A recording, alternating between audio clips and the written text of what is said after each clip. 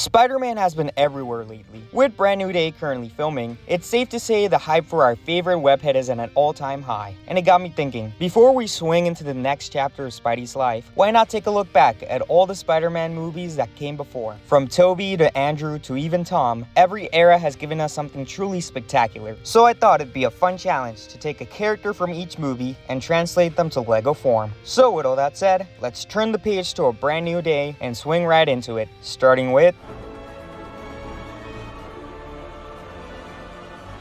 Raimi's Spider-Man is one of the best superhero movies ever made. It was one of the first comic book films to fully embrace the campiness of comics and bring it to life, with Willem Dafoe delivering the performance of a lifetime. Finish it! Finish it! Bro was so good they had to bring him back almost 20 years later for No Way Home. So when it came to picking a character, the choice was obvious. I had to go with the Green Goblin. Norman would use regular legs, with some printing for his boots and armor, with some arm printing representing the same thing, with the Ant-Man helmet to represent his Goblin mask. As we all know, if Lego made him nowadays, they would definitely use that piece for his helmet, with printing for his with the head underneath being the same one from the No Way Home set. Lego already did a phenomenal job capturing Willem Dafoe's likeness that I just had to carry it over. This along with the Han Solo hairpiece so you can have him with his helmet off. Finally, using a 1x1 circle tile piece to represent one of his pumpkin bombs as his accessory. So, with Goblin out of the way, let's move on to one of my favorite Spider-Man movies. Man, where do I even begin? Raimi somehow took everything that worked in that original film and improved it tenfold. This is genuinely one of the last Spider-Man films that everyone can look at and agree that, yeah, that's a great movie. So, for the film that gave us the most authentic, heartfelt version of Peter Parker so far, I knew I had to go with Peter himself. He would use regular legs, with some basic shoe printing. This along with a really happy expression. I tried to replicate his expression from the iconic Pizza Time scene to the best of my abilities, and I think I did a pretty decent job, using the Henry Wu hairpiece to represent his combed hair. Lastly, having a 2x2 printed tile to represent a pizza box as his accessory. But after every high, there's always a low. Like with our next film. Say what you will about this movie, but forgettable it is not. Sure, it's the Spider-Man movie that gave us the most memes. You'll get your rent when you fix this damn door! But honestly, it's one of my least favorite Spider-Man films. Most of Peter's actions throughout the movie feel really out of character for him. And you can't blame it on the symbiote because he kisses Gwen way before it bonds with him. It's clear to me Raimi didn't exactly get Venom's character. My spider sense is tingling. If you know what I'm talking about.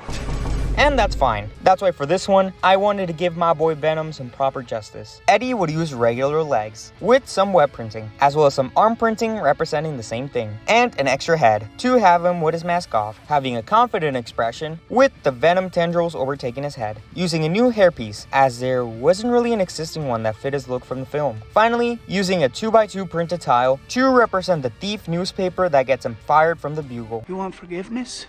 Get religion. Well, after all that chaos, let's swing into a whole new version of Peter Parker with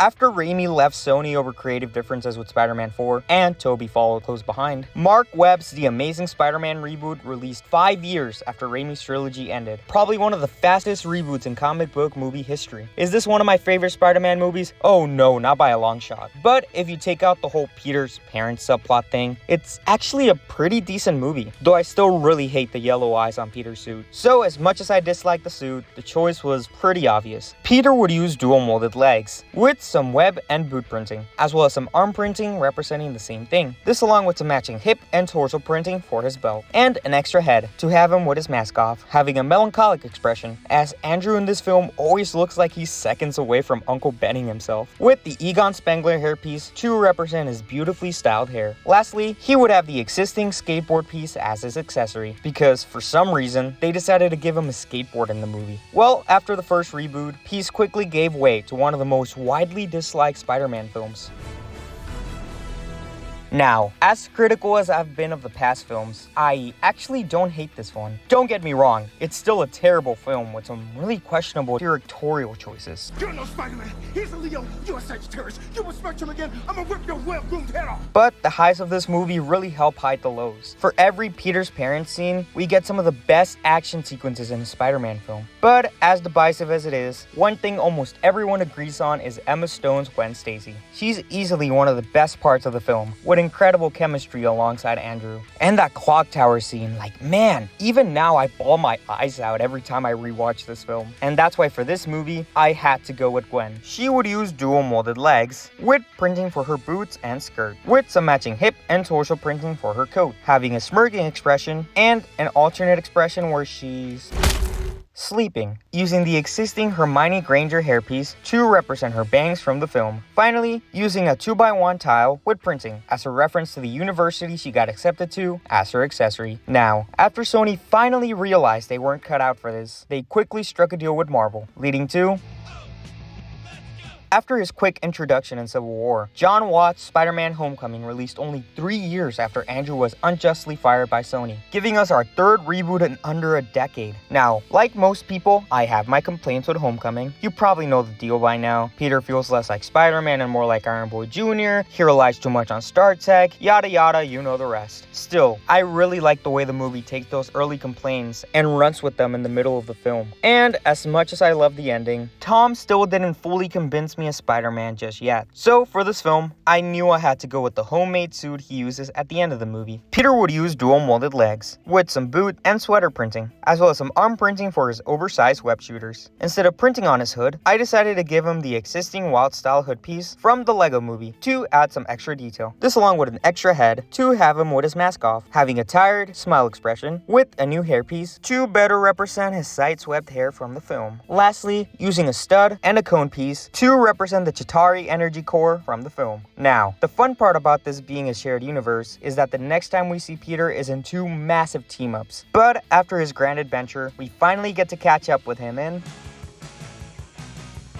shockingly, Far From Home took most of the complaints I had with Homecoming and actually fixed them. Unlike most, I genuinely really like this movie. Well, apart from the web swinging. Like man, Jon Watts really gave us some of the most sauceless web swinging in Spider-Man movie history. I'm so glad Destin Daniel Cretton is going back to practical swinging in Brand New Day. Well, rant aside, we've already seen Peter in New York for countless films, so it was pretty fun to see him out of his element. Talking about elements, man, did Jake Gyllenhaal kill it as Mysterio. His acting was so good that it genuinely made me question if he would actually be the bad guy for a second. Not only that, but his illusions deliver some of the best action sequences we've ever gotten in a Spider-Man movie. And seeing the behind-the-scenes mocap suit he wore was such a meta touch that I loved. That's why for this one, I thought a Mocap Mysterio figure would be perfect. Quentin Beck would use dual molded legs with some printing for his boots and weird little triangle things. Instead of printing on his belt, I decided to give him the Lego Batman movie utility belt to add some extra detail, as well as some dual molded arms to represent his gloves. For his head, I tried to capture Jake Gyllenhaal's likeness to the best of my abilities, and I think I did a phenomenal job, having a smirking expression with the heated glasses Peter gave him, using the BBS Superman hairpiece to represent a side-swept look from the film, and the Sandy Cheeks dome piece for his fishbowl head. Finally, using a 2x2 flat tile with printing to represent a blueprint for one of his drones as his accessory. Still, after almost 20 years, reboot after reboot, everything somehow collided in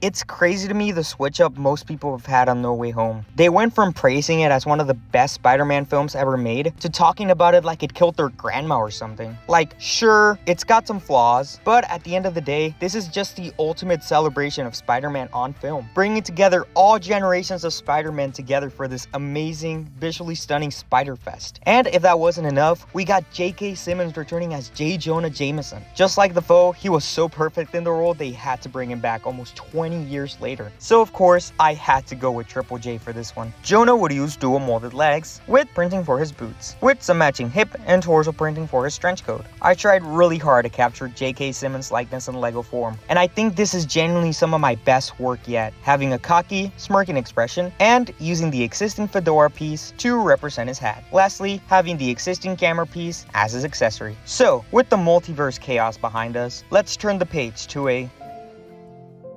For our last movie, we have arrived at a brand new day. It's wild to think that even Marvel seemed to realize how far Tom Spider-Man had drifted from the classic character, to the point they had to soft reboot and give him a fresh start. Now, the movie is actually still being filmed right now, and from the set photos alone, Peter's new suit is probably one off, if not my favorite Tom Holland Spidey suit. The mix between the classic and modern designs of Spidey just looks sensational, and as soon as I saw it, I knew this had to be my pick for this film. I mean, it's not like there's any other character I can make.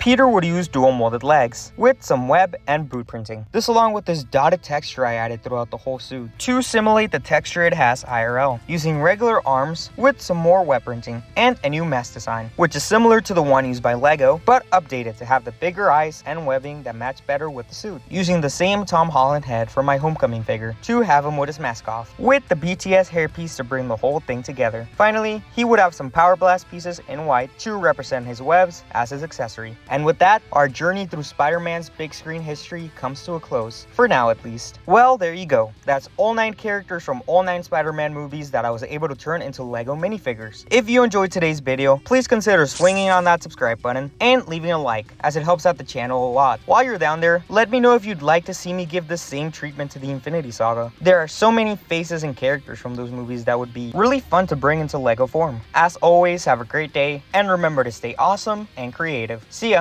And hey, if you're interested in superhero properties, consider checking out the videos listed on screen right now. On your left, you can find my video based on the masterpiece that is the new Superman movie. If you're more of a Marvel guy, on the right, you can find my Fantastic Four video. As always, take care, and I'll see you fellow Lego enjoyers next time.